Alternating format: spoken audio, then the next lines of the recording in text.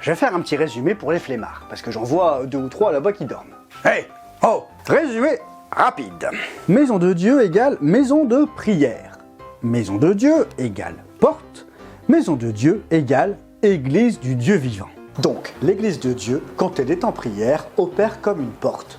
La porte du ciel. Ensuite, nous avons vu que des actions attirent le péché qui se couche à la porte et qui n'attend qu'une chose, que la porte s'ouvre pour pouvoir rentrer. Rentrer et régner. Faire de toi son esclave. Jésus nous dit qu'il se tient à la porte et qu'il frappe. Il frappe avec sa voix. Il annonce qu'il partagera un bon repas avec toutes celles et ceux qui lui ouvriront la porte. Dans le spirituel, on ne frappe pas avec nos mains, on frappe avec la voix. Et c'est vrai que parfois, il y a comme des voix qui frappent, qui sont même insistantes. La peur, les doutes, les craintes. Laisse-moi entrer, laisse-moi entrer. L'amertume, la rancune, ça frappe, ça harcèle. Pour rentrer. Et si ton cœur dit oui, si tu t'ouvres à la peur, au doute, à la rancune, à la colère, non seulement ça va rentrer, mais en plus ça va s'installer. Tu auras de plus en plus de doutes, tu auras de plus en plus de peur, de plus en plus de jalousie, pour ensuite régner. Tu ne contrôleras plus tes doutes, tu seras toujours en doute, tu ne contrôleras plus tes peurs, tu auras peur de tout, ni tes crises de jalousie ou de colère. Et quand ton cœur est soumis à cette voix, tu commences à parler cette voix de plus en plus. Tu commences à mentir de plus en plus, à exprimer ta peur de plus en plus, tes jalousies de plus en plus. Ah, tu te rends compte? Je suis sûr que Jean-Marc, il fait ça ou ça. Et puis les institutions et le gouvernement, ah ouais, je suis sûr qu'ils veulent changer notre ADN en mettant la 5G dans notre corps. Ce que tu parles révèle ce qui demeure en toi. Mais cela, c'est quoi la technique pour les virer? Avant d'entrer dans une nouvelle maison, pour emménager, il nous faut d'abord quitter l'ancienne maison, en sortir. Ah bah bravo!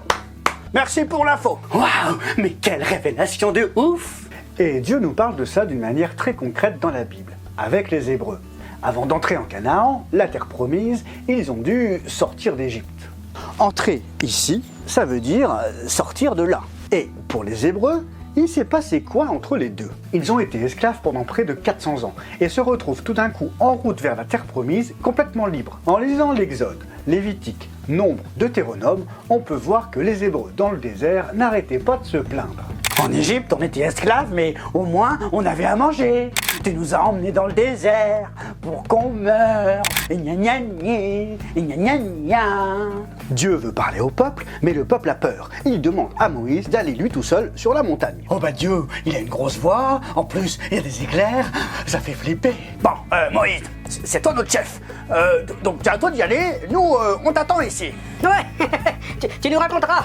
Donc Moïse va sur la montagne, il parle avec Dieu pendant 40 jours, et quand il redescend, qu'est-ce qu'il voit? Tu es le renouveau pour notre cerveau.